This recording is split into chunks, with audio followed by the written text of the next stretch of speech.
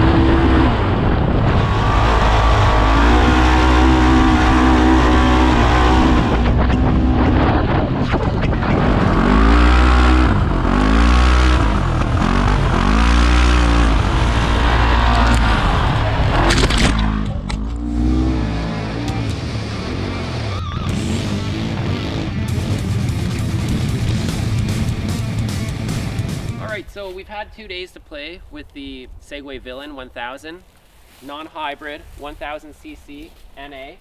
It's the SX10W. It's the 72-inch width. Pretty good, pretty good. We've had a fun time. The machine hasn't let us down. We've beat on it pretty good for 2 days. We've done a bunch of high speed, some mid speed. We've had the wheels off the ground a few times. We got some air here and there. Generally speaking, I'm happy with it. It's what I'd expect out of a 1000cc UTV. The power is kind of on par with what I'd expect. I mentioned it before, it's similar to a 1000 XP Razor. The suspension works well. The suspension is in line with everything else that's out on the market. It's a really similar suspension setup, minus the fact that they're not running like a Fox damper or anything like that. They're running a house brand Segway. I don't know who manufactures it for them, but they seem to work well. It's got a 4,500 pound winch on it from the factory. It comes with the roof. It comes with a bunch of electronics. It comes with a big touchscreen center console. It's got a really cool display cluster for the gauges and all that. It's high resolution. It's all digital. As far as the electronics and the cabin are concerned, it's pretty cool. The fit and finish of the machine seems pretty good. I like the fact that a lot of these areas here are covered in with plastic. So it's a lot easier to clean the machine. It's not as exposed. There's panels to get to certain areas. I mean, my complaint is I don't know why these machines aren't coming with full doors, but I understand the fact that they're probably going to want to sell you accessories. As far as accessories availability for this machine right now, there probably isn't that many. It's brand new. This is the only one in Canada right now. There's a hybrid model coming. I'm sure a lot of you guys have heard that there's a hybrid coming. A lot of people just assume that all the Segways are full electric or a hybrid, but no, they're making gas models. Electronic power steering works really nice. Multiple settings on the power steering. It's got a locking front diff, full lock, open. You can lock the rear wheel drive, or you can leave it open, I believe. I don't know all of the specifications on this. It's got about 14.5 inches of ground clearance, which is about standard for most machines in this category. It's got somewhere between the range of like 16 to 18 inches of suspension travel front and rear, depending on the literature you look into. If you want the exact specifications, just head on over to the Segway Powersports website. You can get all that there, and it'll list the variances between the models because there is slight variability. They will have a 64-inch model available. They're going to have the hybrid model dropping in the next few months. So with that being said, there's going to be a lot coming, right? This is just the start. This is the first model, the first year, the first attempt, and I'd say they did pretty well in comparison to what we've seen in the past. Yes, they're coming into the market late, so they have a lot to compare to. You can see various style traits, various technology that's on this machine, and just the chassis setup similar to other machines in the market. The front end looks similar to most double A-arm setups, whether it's a Kawasaki, whether it's a Polaris, whether it's a Can-Am. The front end looks pretty similar, double A-arm with a anti-roll bar, a sway bar setup. It's got nice beefy components for the tie rods and the links and all that. The ball joints look on par with everyone else. Like I said, electronic power steering. It's got the winch. It's got the little bumper there. So with that being said, it works pretty good. The lighting's not bad. It's got nice LED lights. It's got turn signals, a horn. It's got running lights. It's got a bunch of those other things. It's got mirrors. Depending on what state you're in, if you're buying this in the States, then it basically comes with a street legal kit on it. The only thing you would need is either a full windshield or eye protection, which is goggles, and I think it's street legal. I think it even has a license plate light. It comes with the Nerf Bars or the tree kickers, whatever you want to call them. They look like they're mounted on there like decent. I mean, I don't know how they're gonna do against a bunch of rocks. I don't know how thick of the wall is, but I mean, it comes with these factory. If you look under here, actually, it comes with a full metal underbelly pan, like a skid plate. It's not that cheap plastic crap, which I was really happy to see, actually. I wish it came with full doors. I think it would look way better. I think it would keep you cleaner. And realistically, I can't see that in the scale of mass production, I can't see a full door really costing that much more. But I'm sure that all the pennies add up, and they really got to keep this price point competitive.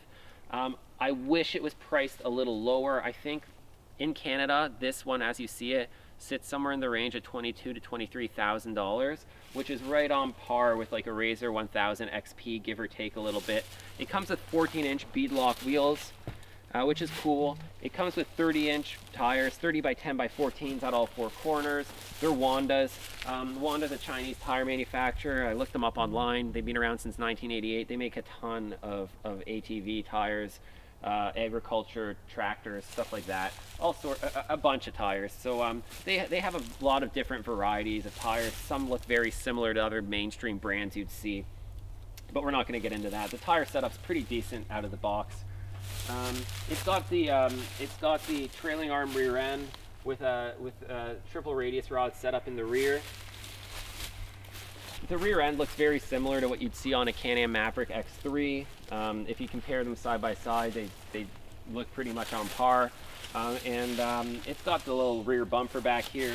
All the machines come with a trailer hook up here, and it supposedly has a tow rating of 2,500 pounds. They all come with the receiver hitch and all that factory, so it's just another little option. They all come with this dual exhaust. They sound all right. They're not the worst sounding stock machine. I'm sure if you put an aftermarket exhaust on there, it would sound pretty cool.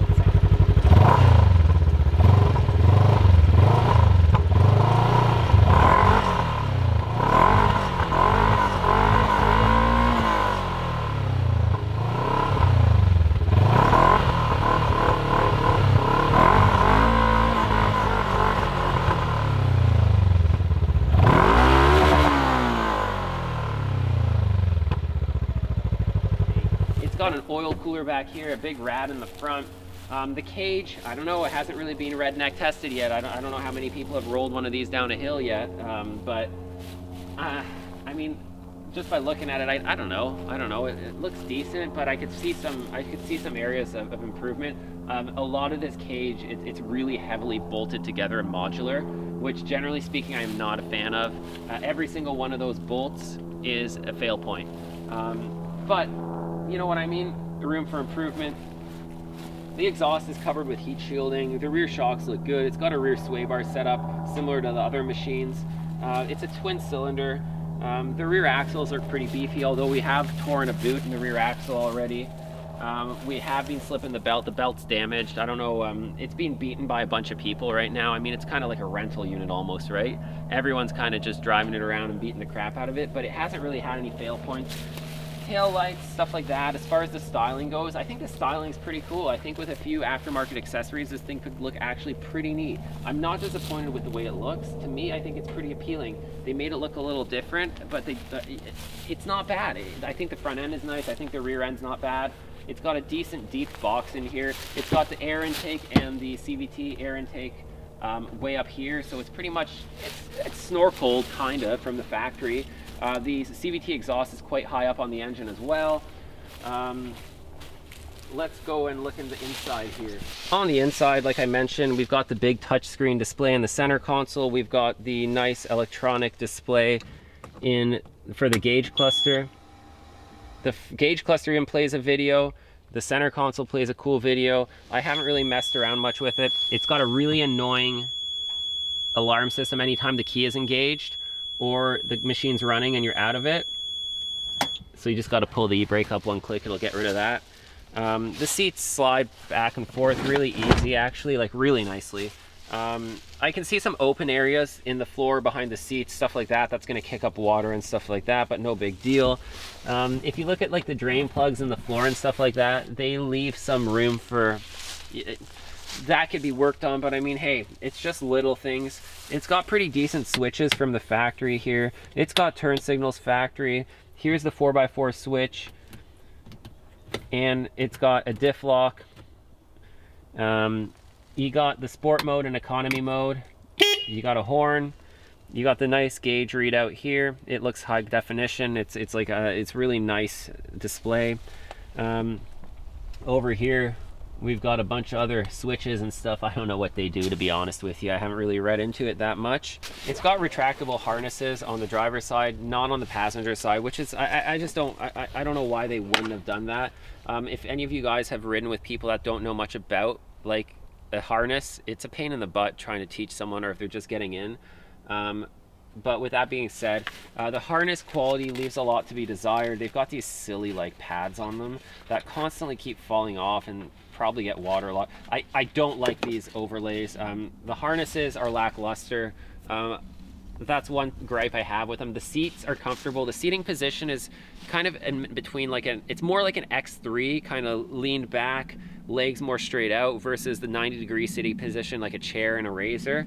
But the visibility of this machine, I feel, is significantly better than a Can-Am Maverick X3. I don't like the visibility on those, but that's just nitpicking.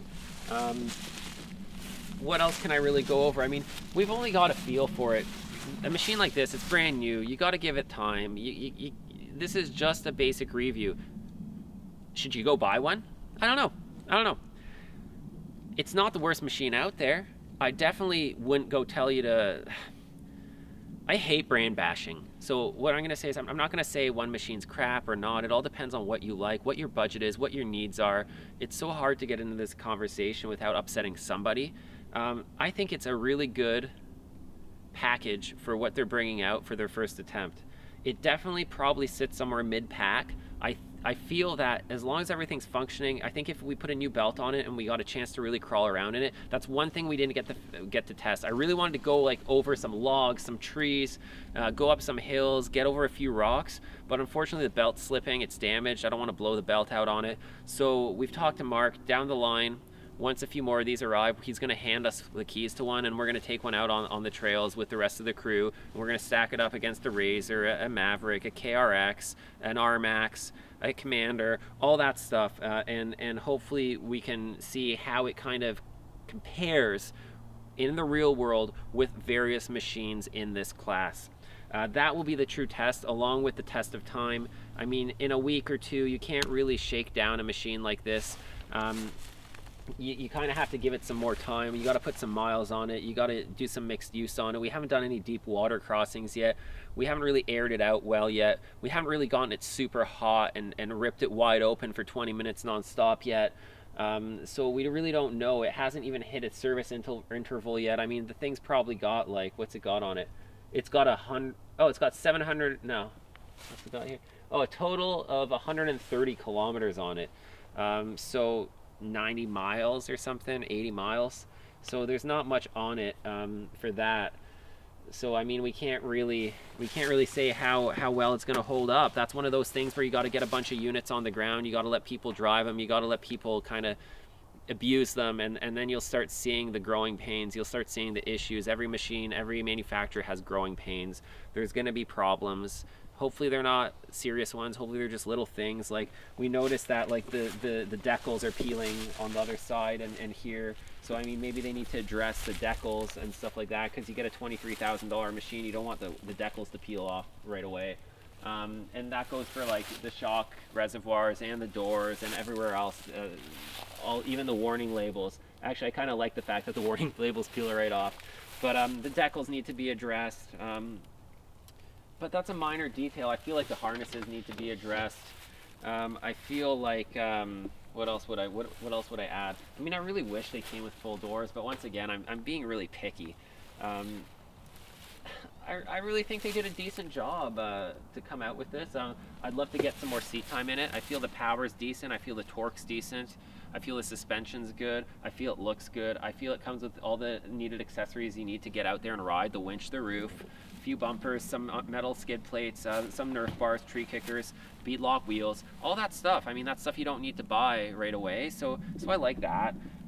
Cool electronics once you figure them out. I'm sure that's neat. I haven't adjusted the shocks or messed with that, but once we do that, I'm sure you could get even more adjustability and a better ride quality out of it depending on what kind of terrain you're riding.